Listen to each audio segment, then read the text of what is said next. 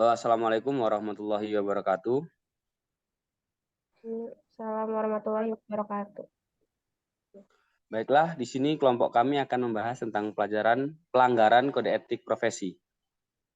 Adapun anggota kelompok kami yaitu yang pertama Mira Ivana, yang kedua Fitriani, yang ketiga Leonardo Ginting, dan yang keempat Saiful Anwar yaitu saya sendiri sebagai moderator. Baiklah, materi yang pertama akan dibacakan oleh Amirah Ivana. Kepada Amirah Ivana dipersilahkan. Ya, kode etik profesi adalah yang pertama saya akan membahas kode etik. Kode etik adalah peraturan yang dibuat untuk mengatur sesuatu menjadi lebih profesional. Sementara kode etik profesi itu adalah peraturan yang dibuat untuk memberitahu apa yang boleh dan tidak boleh dilakukan orang dalam menjalankan profesinya. Dengan begitu, lingkungan kerja akan lebih profesional. Lalu di sini juga ada prinsip dari kode etik profesi. Yang pertama ada prinsip tanggung jawab, atau seseorang harus bertanggung jawab atas pekerjaan yang diberikan kepadanya. Tanggung jawab itu bukan hanya dilakukan pada hasil pekerjaan, namun juga atas segala akibat dari keputusan yang diambil. Lalu yang kedua ada prinsip keadilan. Keadilan itu adalah hak bagi semua orang tanpa membedakan status atau yang lainnya. Seorang profesional juga harus berusaha bekerja dengan seadil mungkin untuk memuaskan pelanggannya. Yang ketiga ada prinsip otonomi. Seorang pekerja juga berhak menentang kode etik profesi yang tidak benar. Itu karena karyawan juga memiliki hak kebebasan untuk menentang apa yang dirasa salah olehnya. Yang keempat ada prinsip kejujuran, yang dalam kode etik profesi itu sudah jelas bahwa orang yang bekerja harus jujur dalam menjalankan tugasnya. Baiklah, selanjutnya materi akan dibawakan oleh Leonardo Ginting. Kepada Leonardo dipersilahkan. Ya, tujuan kode etik. Tujuan kode etik ini terdapat dari 5 bagian, yaitu yang pertama, yaitu 1, melatih sikap dan moral pekerja saat mengatasi masalah. 2, dapat membentuk sudut pandang sesuai fakta yang terjadi saat itu. 3, pekerja bisa dan mau bertanggung jawab atas apa yang sudah dilakukan. 4, menghormati keputusan yang orang lain dan menunjukkan kepedulian pada sesama. Dan 5, dapat memiliki sikap toleransi terhadap setiap etnis, agama, atau hal lainnya dan tidak membeda-bedakan hal tersebut.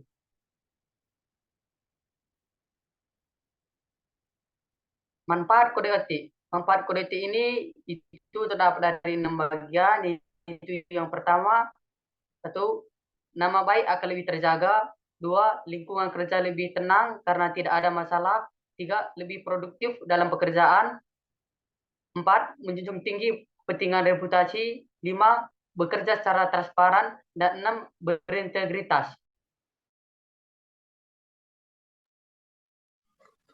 Contoh kasus.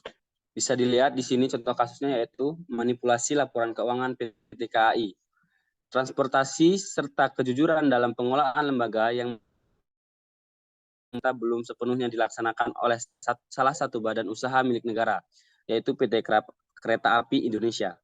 Dalam laporan kinerja keuangan tahunan yang diterbitkan pada tahun 2005, ia mengumumkan bahwa keuntungan sebesar 6,9 miliar telah diraih. Padahal apabila dicermati, sebenarnya ia harus dinyatakan menderita kerugian sebesar 63 miliar. Kerugian ini terjadi karena PT Kereta Api Indonesia telah 3 tahun tidak menagih pajak pihak ketiga. Tetapi dalam laporan keuangan itu, pajak pihak ketiga dinyatakan sebagai pendapatan. Padahal berdasarkan standar akuntansi keuangan, ia dapat dikelompokkan dalam bentuk pendapatan atau aset. Dengan demikian, kekeliruan dalam pencatatan transaksi atau perubahan keuangan telah terjadi di sini. Di lain pihak, PT Kereta Api Indonesia memandang bahwa kekeliruan pencatatan tersebut hanya terjadi karena perbedaan persepsi mengenai pencatatan piutang yang tak tertagih. Terdapat pihak yang menilai bahwa piutang pada pihak ketiga yang tidak tertagih itu bukan suatu pendapatan, sehingga sebagai konsekuensinya PT Kereta Api Indonesia seharusnya mengakui menderita kerugian sebesar 63 miliar. Sebaliknya, ada pula pihak lain yang berpendapat bahwa piutang yang tidak tertagih tetap dapat dimasukkan sebagai pendapatan PT Kereta Api Indonesia, sehingga keuntungan sebesar 6,90 miliar dapat diraih pada tahun tersebut. Diduga manipulasi laporan keuangan PT Kereta Api Indonesia telah terjadi pada tahun-tahun sebelumnya, sehingga akumulasi permasalahan terjadi di sini.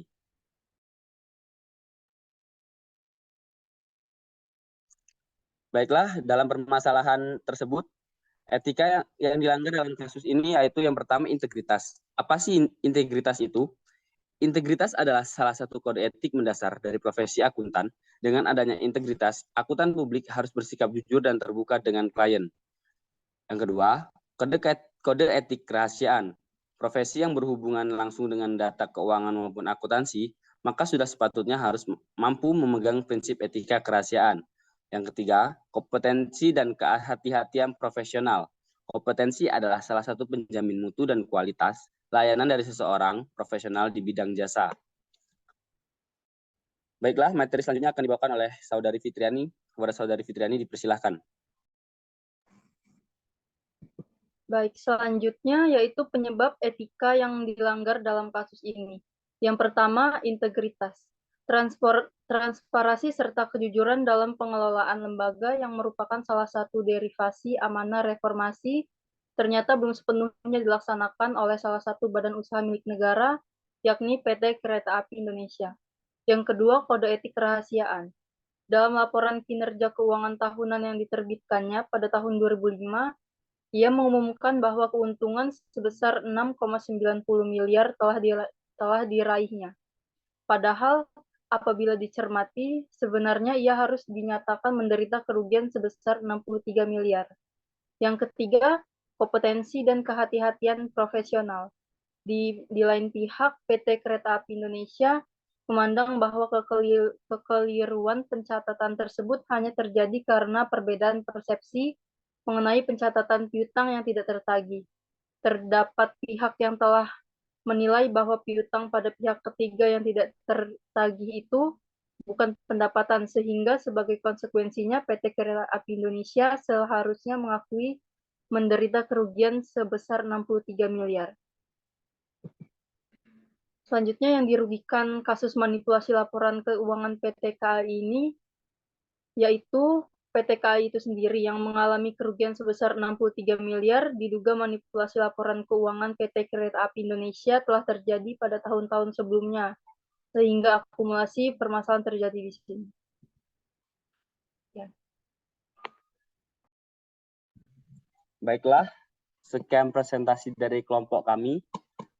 Apabila terdapat kesalahan kata maupun yang sengaja maupun tidak sengaja, kami memohon maaf. Dan kepada Allah kami mohon ampun. Sekian dari kami akhiri. Wabillahi taufiq wal hidayah. Wassalamualaikum warahmatullahi wabarakatuh. Waalaikumsalam warahmatullahi wabarakatuh.